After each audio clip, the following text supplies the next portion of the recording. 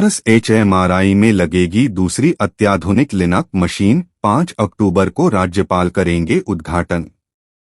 पटना।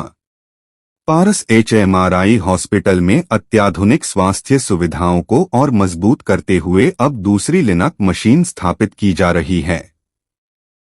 इस उन्नत तकनीक का उद्घाटन आगामी 5 अक्टूबर रविवार को बिहार के माननीय राज्यपाल महोदय श्री आरिफ मोहम्मद खां करेंगे।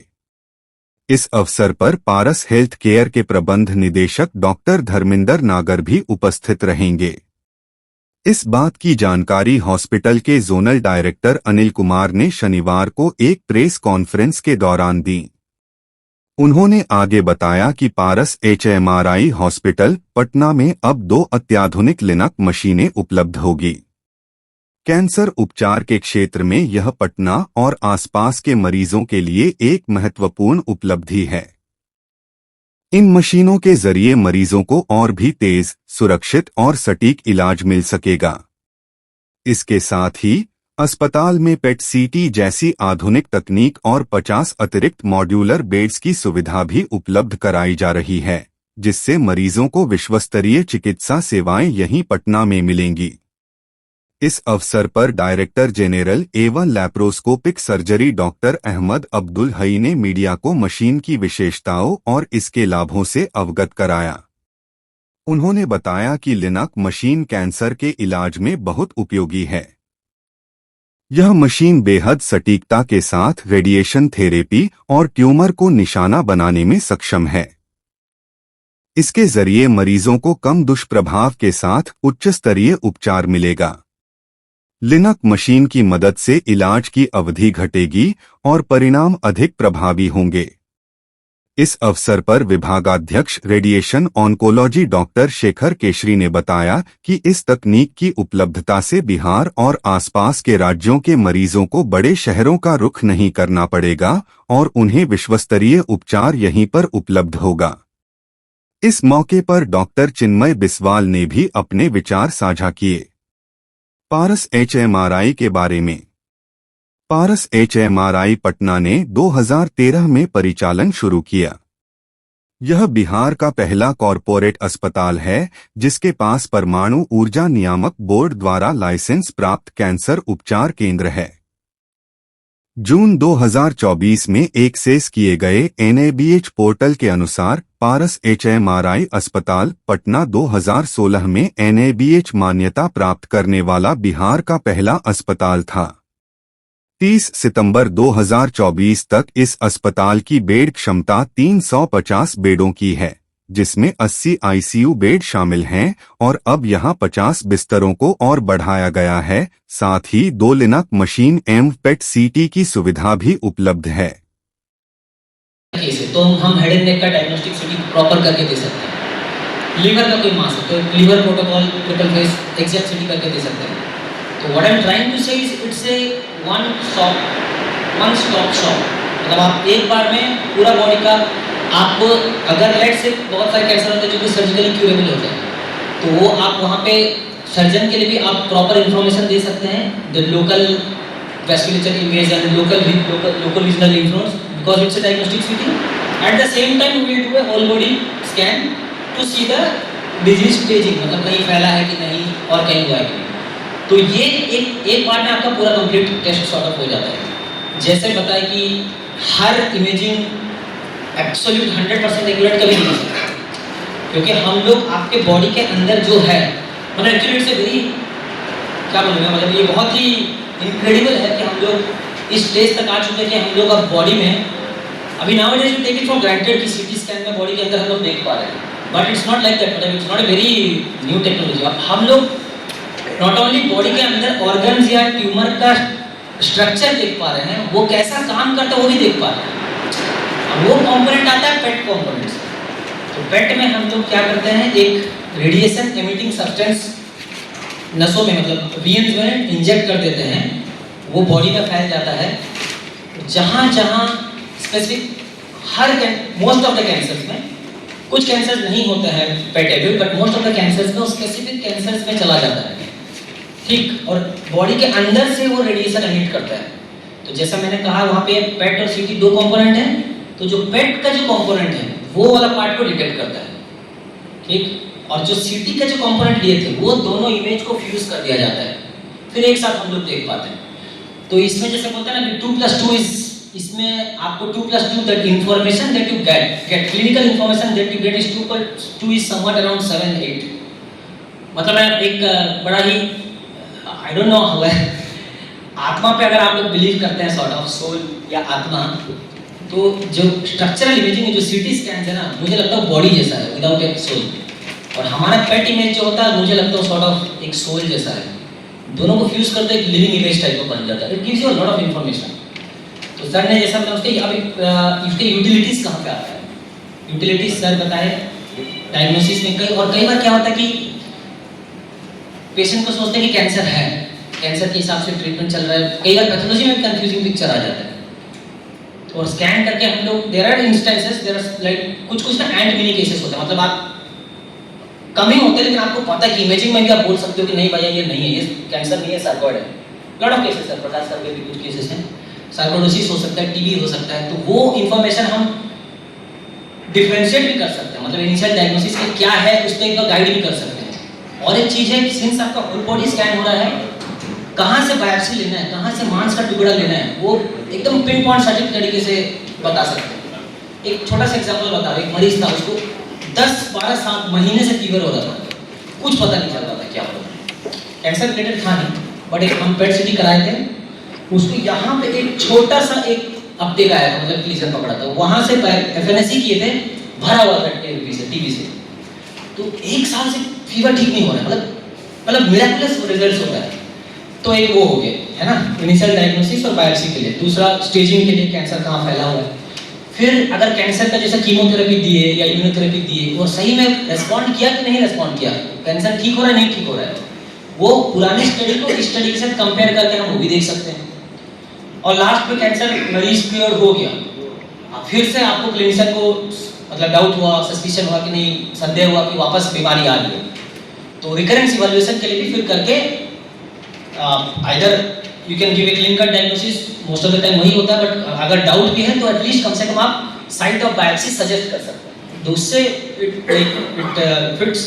अभी नाउ डेज अभी ऐसा सिनेरियो हो गया, सिंस सीटी स्कैन तो आप कर ही रहे हो, डायग्नोस्टिक सीटी तो कर ही रहे हो, साथ में आपको होल बॉडी पेट भी मिल रहा है।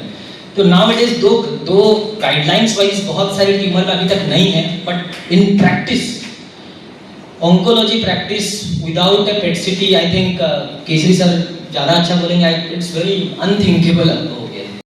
उसके बारे में थोड़ा सा मैं चाहता हूँ कि आप साझा करें।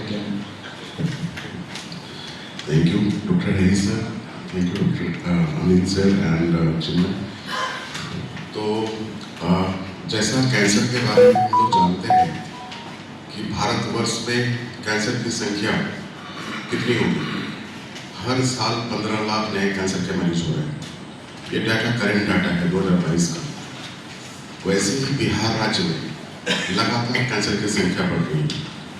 अगर एक साल में डाटा भी निकाला गया 2022 का डाटा है, 1,12,000 नए कैंसर के मरीज हैं। तो कैंसर के मरीजों की संख्या दिन ब दिन बढ़ती जा रही है। सर ने भी बताया, अभी लैंसेट पब्लिकेशन में जर्नल में आया और कैंसर की संख्या पूरा ग्राफ आया कि ये बढ़ रही है। कारण बहुत सारे हो सकते हैं। कैंसर एक मल्टीफैक्टोरियल डिजीज है, ये कोई एक कारण से नहीं बना है। यस, लाइफ स्टाइल एक बहुत बड़ा फैक्टर है, स्मोकिंग टोबैको बहुत बड़ा फैक्टर है, च्यूइंग टोबैको जो खैनी खाते हैं वो बहुत बड़ा फैक्टर है, गुटखा बहुत बड़ा फैक्टर है। तो बहुत सारे फैक्टर्स हैं। जेनेटिक कुछ फैक्टर्स होते हैं जो 5 से 10% कैंसर का कारण बन सकते हैं। तो मल्टीफैक्टोरियल डिजीज है, एक फैक्टर से नहीं होता। आप ये देखते होंगे अपने इलाके में कोई बंदा 20 साल से सिगरेट पी रहा है और कैंसर नहीं है, अचानक देखते हो कोई बंदा 5 साल पहले चालू किया उसको कैंसर हो गया। तो वो हो सकता है कोई जेनेटिक फैक्टर उसको कंट्रीब्यूट कर रहा हो, ट्रिगर कर रहा हो, थ्रेशोल्ड उसका बढ़ा दिया हो, तो इस कारण उसमें कैंसर डेवलप कर गया। अब रही बात कैंसर की संख्या बढ़ रही है, तो कैंसर के ट्रीटमेंट की बात क्यों ना हो। अगर कैंसर के ट्रीटमेंट की बात करें तो 3 तरह का मुख्य विधि से ट्रीटमेंट होता है। एक सर्जरी, दूसरा कीमोथेरेपी और तीसरा जो बहुत ही इंपॉर्टेंट है रेडियोथेरेपी। तो ये 3 तरह का विधि है। उसके बाद एक्सेसरी ब्रांच आते हैं, पैलिएटिव केयर ब्रांच है और भी बहुत सारे ब्रांचेज कैंसर से रिलेटेड हैं। लेकिन अगर रेडियोथेरेपी मशीन कहीं पे नहीं है तो वह कम्प्रिहेंसिव कैंसर केयर सेंटर नहीं कहला सकता है। क्योंकि क्यों, आखिर क्यों?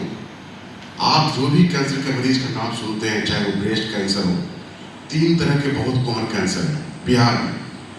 एक है सबसे इंपॉर्टेंट है मुंह और गले का कैंसर, पहला नंबर। अगर जितना कैंसर आप देख रहे हैं डाटा, 50% कैंसर लगभग मुंह और गले के कैंसर के होते हैं। उसके बाद आता है स्तन कैंसर और फिर आता है बच्चेदानी के मुख का कैंसर।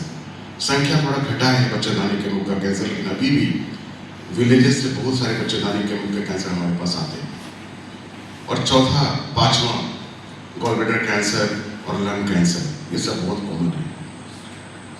ये 3 तरह के जो टॉप कैंसर हैं, अगर हम बात करें मुंह और गले का कैंसर, स्तन कैंसर और बच्चेदानी के मुख का कैंसर, इसके इलाज के दौरान लगभग 90% पेशेंट में रेडियोथेरेपी का जरूरत है।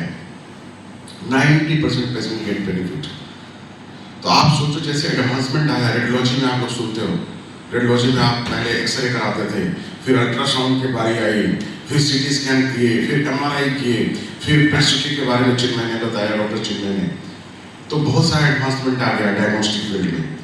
वैसे ही थेराप्यूटिक, जब हम कैंसर के सेल्स को मारने की बात करते हैं बाय रेडिएशन, तो वैसे ही एडवांसमेंट हमारे रेडियोथेरेपी में भी आया। स्टार्टिंग करिए सुपरफिशियल वोल्टेज एक्सरे थेरेपी से, और फिर आज हम लीनियर एक्सलेटर, इसके पहले कोबाल्ट मशीन हुआ करता था, बहुत लोग आप जानते होंगे। महावीर में अभी भी कोबाल्ट का फंक्शन है। अभी पूरे वर्ल्ड से कोबाल्ट मशीन को हटा दिया गया और इसका एकमात्र कारण माना गया कि कोबाल्ट हानिकारक है। पहले ट्रीटमेंट देते थे जब कुछ नहीं था। क्यों? वो हेल्थ केयर वर्कर के लिए भी हैजार्डस होता है, पेशेंट के लिए तो साइड इफेक्ट होगा ही होगा, हेल्थ केयर वर्कर्स भी हमारे अफेक्टेड हो जाते थे उससे, जो कि सोर्स होता था अंदर में और उससे लीकेज होता रहता था। तो आज रेडियोथेरेपी में इतना एडवांसमेंट हो गया कि आप डीप सीटेड ट्यूमर, कितनी भी गहराई में, बॉडी की कितनी भी गहराई में ट्यूमर बैठा हो, आप उसको ट्रीट कर सकते हो। जैसे बोलते हैं टारगेटेड, हम बात करते हैं मेडिसिन की, जब टारगेटेड मेडिसिन की बात, उसी टारगेटेड रेडियोथेरेपी की आजकल हम बात करते हैं। उसी में एक टर्म है image guided radiotherapy, volumetric modulated arc therapy. These all are new term, बहुत नया टर्म है। इसका एक इंपॉर्टेंट बात बता देते हैं कि जब आप पेशेंट को अंदर मशीन में लेते हो तो वहां पे कोई नहीं होता, सिर्फ पेशेंट होता है, क्योंकि रेडिएशन होने वाला है। तो पेशेंट को ही आप अंदर रख सकते हो, दूसरा हर आदमी इंपॉर्टेंट है, ठीक है। तो आप उस समय आपको यह जानना बहुत जरूरी होता है कि जिस जगह पे हम ट्यूमर को टारगेट कर रहे हैं वो सही जगह पे जा रहा है कि नहीं जा रहा है। तो उसके लिए हम लोगों के पास कंसोल में इस ढंग के मशीन में जो करंट मॉडर्न लीनियर एक्सलेटर है, जो हमने 2013 में स्टार्ट किया था, 4th जनरेशन लीनियर एक्सलेटर था, और आज भी जो वेरिएंट का एल्सियन मशीन कल जो लॉन्च होने जा रहा है, कल जो उसका इनोवेशन होने वाला है, वो भी उससे अपग्रेडेड ही है। तो 4th जनरेशन वाला भी कम नहीं है, वो भी सेम लगभग है, but this is also very much fair. मैं डिफरेंस बताऊंगा। तो आप जो एडवांसमेंट देख रहे हो, तो आपको ये पता होना चाहिए कि जो ट्यूमर को आप टारगेट करने जा रहे हो, आप वास्तव में वो ट्यूमर ही टारगेट कर रहे हो, जो कि आप मान लो लंग कैंसर को ट्रीट कर रहे हो। तो लंग क्या होता है? मूव करता है। तो ये जो है ना, हमको ये भी बताता है कि आप मूवमेंट के साथ भी उसको आप टारगेट कर सकते हो। आपको ये पता होता है कि लंग इतना मूव कर रहा है, जो कि हम स्कैन से देख सकते हैं। मेरे पास टेक्निक्स है, ब्रेथ होल्डिंग टेक्निक्स है, ABC हम लोग करते हैं, ताकि इसमें पता चल जाता है कि लंग कितना डायरेक्शन में हॉरिजॉन्टल और लैटरल जा रहा है। तो हम उसी के अनुसार ट्यूमर को टारगेट करते हैं और कंसोल पर ही इमेज को वेरीफाई कर लेते हैं कि ये टारगेट जा रहा है कि नहीं जा रहा। और डेविएशन अगर मोर देन 3 mm से ज्यादा डेविएशन है तो उसको एक्सेप्ट नहीं किया जाता है। तो आप सोच लो, ट्यूमर कोई भी शेप का हो, बॉडी के किसी भी इस गहराई में हो, उसके अगल बगल कितना भी नॉर्मल स्ट्रक्चर्स हो, आप उसको टारगेट कर सकते हो बिना नर्वस स्ट्रक्चर को नुकसान पहुंचाए। एग्जाम्पल के लिए मुंह और गले के कैंसर की हम बात करें तो मुंह और गले का कैंसर में जीभ का कैंसर बहुत ही कॉमन होता है। और जब आप जीभ के कैंसर का नाम लेते हो तो स्टेज 2 से लेके वो स्टार्ट हो जाता है जीभ का कैंसर का सीरियसनेस बहुत ज़्यादा होता है। और उसका चूंकि हम लोगों का जो जीभ का कैंसर है उसको फैलने का चांस बहुत ज़्यादा होता है। तो हमें जीभ के कैंसर में प्राय सारे ग्लैंड्स को, गर्दन के सारे ग्लैंड्स को कवर करना पड़ता है। तो उसको कवर भी करना है और साथ ही साथ नॉर्मल स्ट्रक्चर जो भी है, स्पाइनल कॉर्ड है, पैरोटिड ग्लैंड है, थायराइड है, और you have to larynx area अगर वो नहीं इन्वॉल्व है तो लैरिंजल एरिया जहाँ पर वोकल कॉर्ड आवाज़ निकलती है, वो सारे ग्रंथि को बचाना होता है क्योंकि पेशेंट को उससे प्रॉब्लम ना हो। तो this is the machine is the solution. Varian का जो हेल्सियन मशीन कल जो इनोग्रेट होने जा रहा है वो मॉडर्न रिलैक्सेटर है। इसमें रेडिएशन का कोई लीकेज नहीं, इंटरलॉक सिस्टम होता है। जब आप उसको ऑफ करोगे कंप्लीटली ऑफ हो जाता है तो हेल्थ केयर वर्कर्स में कोई हजार्ड नहीं, पेशेंट इलेक्ट्रिक से अगर वेट कर रहा है तो उसे भी कोई हजार्ड नहीं। और सबसे इंपॉर्टेंट चीज़ है पेशेंट के लिए एक्चुअली कंफर्टेबल मशीन ही बनाया गया है। पेशेंट इन करेगा और उसका डायमीटर जो रखा गया है वो 100 सेंटीमीटर का डायमीटर है, तो कोई भी पेशेंट के लिए फिट है। हमारे बहुत सारे मरीज कंप्लेन करते हैं कि उसे क्लोस्ट्रोफोबिया हो गया, मतलब उसको बंद कमरे में बहुत ज़्यादा उसको घुटन से महसूस होती है। MRI के लिए बहुत सारे पेशेंट जैसे बोलते हैं कि नहीं कराना, और वास्तव में ये नॉर्मल रियल कंप्लेन है और बहुत सारे मरीज बोलते हैं। तो ये मशीन उसका सॉल्यूशन है। इस मशीन के अंदर जाने पेशेंट को पता भी नहीं चलेगा कि वो अंदर है, बिकॉज लॉट्स ऑफ स्पेस। और इसमें है ना सबसे इंपॉर्टेंट चीज क्या है, जो मॉर्निंग एसेट जो मेरा पहले वाला है और जो पहले आया है और भी जगह, वहां पे क्या है, एक गैंट्री हेवी हाथी सा चीज घूमता है चारों तरफ। इसमें घूमने वाला कोई चीज नहीं, तो पेशेंट को ऐसा फील नहीं, डर नहीं लगता कि ये घूम रहा है समथिंग। तो आप इसका सबसे इंपॉर्टेंट चीज है, आप एक्यूरेट ट्रीटमेंट कर सकते हो, बहुत ही फास्ट ट्रीटमेंट कर सकते हो, सटीक कर सकते हो, और नॉर्मल ऑर्गन्स को बिना कोई नुकसान तो थोड़ा बहुत पहुंचेगा क्योंकि, लेकिन बिना सिग्निफिकेंट नुकसान पहुंचाए आप उसका आराम से ट्रीटमेंट कर सकते हो। देखिए, हमने कहा ना कि कैंसर के इलाज के लिए दो चीज़ ज़रूरी हैं। एक तो डायग्नोसिस हुआ है कि सच में कैंसर है, कहाँ पर है, कितना बड़ा है, कहाँ तक फैला है, और दूसरा है कि उसको कैसे इलाज किया जाए। एक इलाज है सर्जरी, दूसरा इलाज है बिजली सिकाई, रेडियोथेरेपी। ये मशीन जो है, ये लेटेस्ट मशीन है सिकाई की। सिकाई का प्रॉब्लम ये था कि अगर आप सिकाई करते हैं तो जो बगल का नॉर्मल, मान लीजिए किडनी में, अब किडनी को एक हिस्से में होगा, लेकिन अगर सिकाई बढ़ गई तो पूरा किडनी खत्म हो जाएगा। इसका एडवांस बिल्कुल लोकलाइज करके कोशिश की जाती है कि जहाँ पर है ट्यूमर वहीं पर दें, फुल डोज में दें, और अगल बगल में नुकसान नहीं। देखिए, जैसे आप जान रहे हैं कि कैंसर के मरीजों की संख्या दिन प्रतिदिन बढ़ती जा रही है और ट्रीटमेंट भी एडवांस होता जा रहा है। तो मरीजों की रिक्वायरमेंट को देखते हुए ऑलरेडी हमारे पास एक मशीन है जिसके ऊपर ऑलमोस्ट फुल लोड पे चल रही है। वो ये मशीन आने से एक तो और मरीजों को फायदा होगा और मरीज इनकी सेवाएं ले पाएंगे, और साथ के साथ में बहुत सटीक इलाज होगा क्योंकि ये मोस्ट एडवांस मशीन है दुनिया की, इंडिया की नहीं पूरी दुनिया में सबसे एडवांस मशीन है रेडिएशन थेरेपी की। तो ज्यादा मरीजों को ज्यादा स्वास्थ्य लाभ ले पाएंगे इस मशीन के आने से। ये मशीन कैंसर के हर तरह के कैंसर के मरीजों के लिए लाभदायक है। जब भी आप किसी कैंसर का इलाज करने जाते हैं तो एक पार्टिकुलर ऑर्गन के अगल बगल बहुत सारे नॉर्मल स्ट्रक्चर्स होते हैं जिनका बचा रहना बहुत इंपॉर्टेंट होता है। जैसे मुंह और गले के कैंसर में प्राय साइड इफेक्ट क्या होता है कि मुंह के अंदर में छाला तो पड़ता है, साथ में लार का बनना बंद हो जाता है।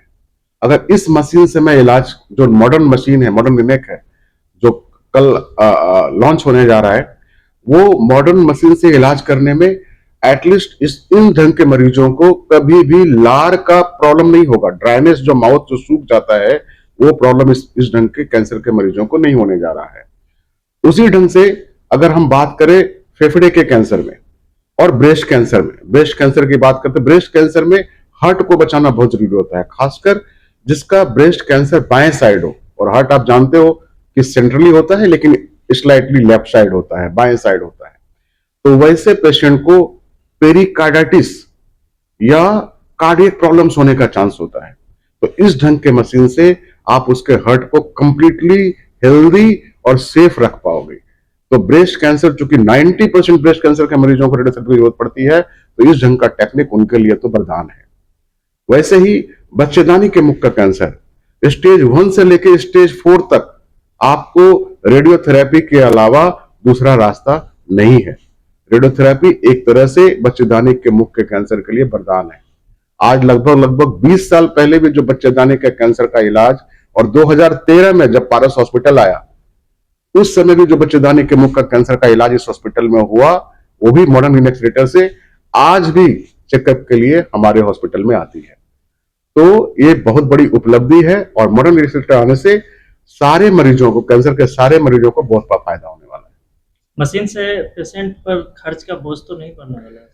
देखिए, आज जैसा हमारे डायरेक्टर साहब ने भी बताया कि आजकल मरीजों को बहुतायत रूप से आयुष्मान कार्ड उपलब्ध है, मरीजों को बहुतायत रूप से मुख्यमंत्री सहायता कोष भी उपलब्ध है।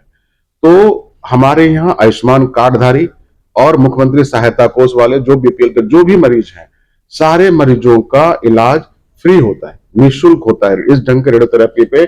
और जिसका मशीन के आने से दो फायदा, 2 मशीन पूरे कॉर्पोरेट सेंटर में, पूरे बिहार में कहीं नहीं है। इससे क्या होगा, वेटिंग टाइम मरीज का बहुत कम हो जाएगा।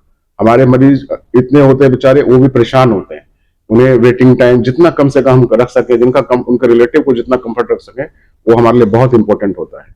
तो 2 मशीन होने से हम मरीज और रिलेटिव्स के वेटिंग टाइम को कम कर सकेंगे, और वो कंफर्टेबली ट्रीटमेंट करा के घर जा सकेंगे। शुभ नाम बताइए। मेरा नाम डॉक्टर शेखर केसरी हुआ।